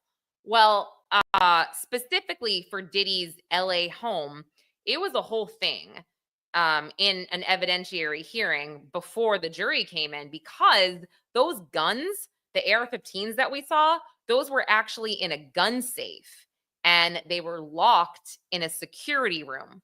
But HSI and the CERT team, they don't, their job is to go in, take all the weapons and dismantle them so they're safe, and then they put them all out for pictures. And that's it, right? That's that.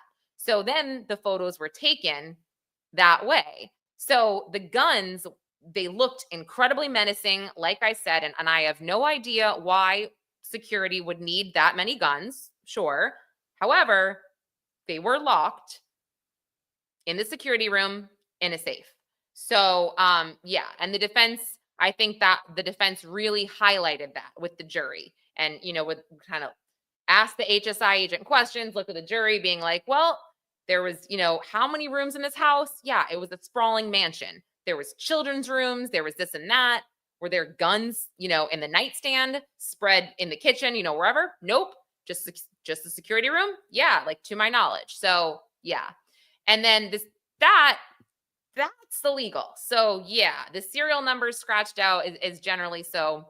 And I think they had mentioned on one of the guns in LA, it was sanded out with a sander, but that's so you can't mention or you can't really trace who shot the gun, even though there are other ways. And the defense pointed that out, right? Fingerprints, bullets, whatever. Okay. How did the jury miss the bribery? Okay, so this is a really good question because the law, the bribery law, or to meet the predicate of the bribery law is the person that you are bribing would have to be going, again, I'm saying this in lay terms. A lawyer could say this much better than I could, even law enforcement, but they have to be going to law enforcement with information, I guess, in order for this to be considered an official bribe. And because the Intercontinental employees had no inkling or no reason that they were going to go to the police, they offered, they said to Cassie, do you want us to go to the police? Do you want us to do this, that, whatever? Cassie said no. So they weren't going to. And so the defense had argued, well, yeah, that Diddy wanted this video, not because he was afraid of getting arrested, but because of the reputational harm and damage that it was going to do. So he bribed them for the video. And also they brought up an NDA that Eddie Garcia signed. And on that NDA, there was a section that actually said, and I was so surprised to see this. And I mean, I guess I should have figured because Diddy is a billionaire and he did have a lot of intelligent people working for him, even though he did some dumb shit at times. It said, it basically was an out clause that said, if law enforcement needs information pertaining to this NDA, we will not stop you from giving it to them, basically. Not in those words, obviously. But yeah, so I think maybe the jury was just hung up on that because officially this video wasn't going to law enforcement at the time. So yeah. Let me see. Did I miss any? Oh, yeah. NDA doesn't cover criminal acts, though. Oh, on Diddy's NDA? Yeah, wait, there's Uda. Guys, this is Uda. He is so funny. Oh my gosh, you guys have to follow him. He's so funny. He was the one I put on Twitter. Uda, you didn't have a Twitter, but Uda said, what did you say? You said, if it don't slip, you must acquit. Let me see. Lauren, how come the prosecutor? Yeah, okay. Totally was wondering the same thing, Sean. Why didn't the prosecution ever subpoena KK, D-Rock, Uncle Pauly? You felt like they would have been strong witnesses. I feel the same way. And I also felt like they should have gotten ahead of that with us and told us that. They should have said, look, we can't get KK on the stand right now. We can't get D-Rock. I don't know. I mean, part of me thought maybe if they got a guilty verdict on racketeering, they could then charge KK and D-Rock, but that's speculation. I don't know. But yeah, it was a little confusing as to why they didn't get ahead of that and tell us that we will not be hearing from them.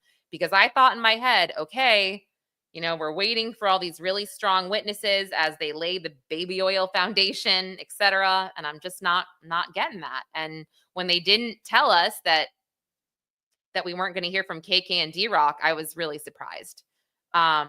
So let me see.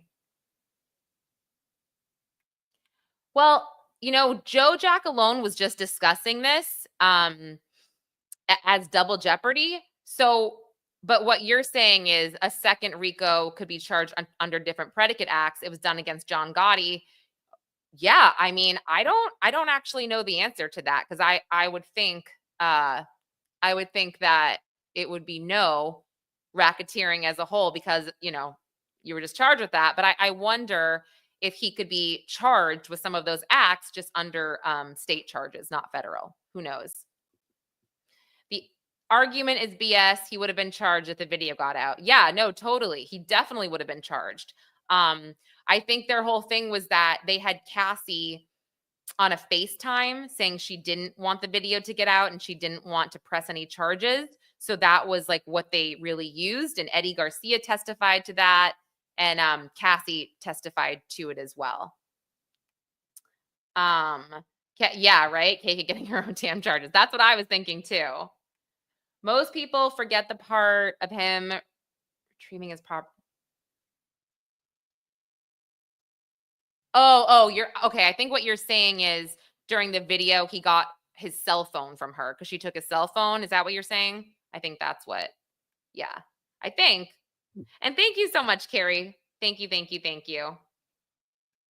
Luigi's trial. They haven't set a trial date for Luigi, but I do know that he has his next hearing in September. And I believe that's the hearing for the state case. So I'll definitely go to that one for sure.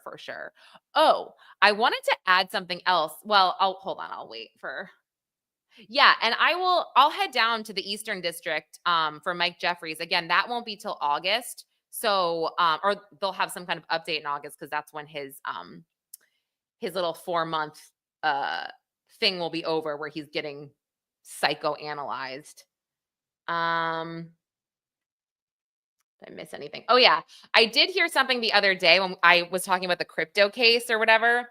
I was looking through some other research about it, and the defense attorney for John Wolz actually said one of their arguments was that the Italian businessman wasn't being held against his will because they have surveillance footage of him shopping for eyeglasses or something with John Wolz. So that's pretty interesting.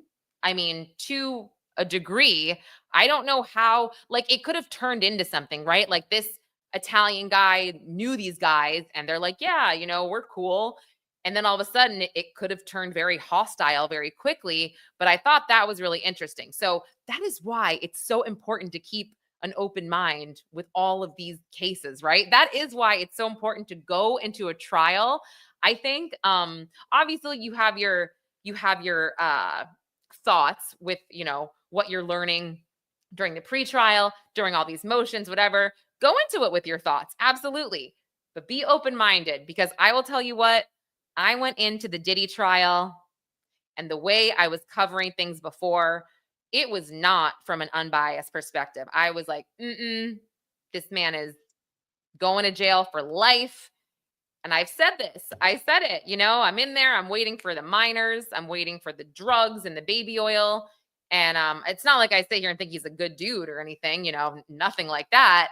But I just came out of the case saying, wow, okay, it's a lot different than I thought. So for me, I'm just always about changing my mind.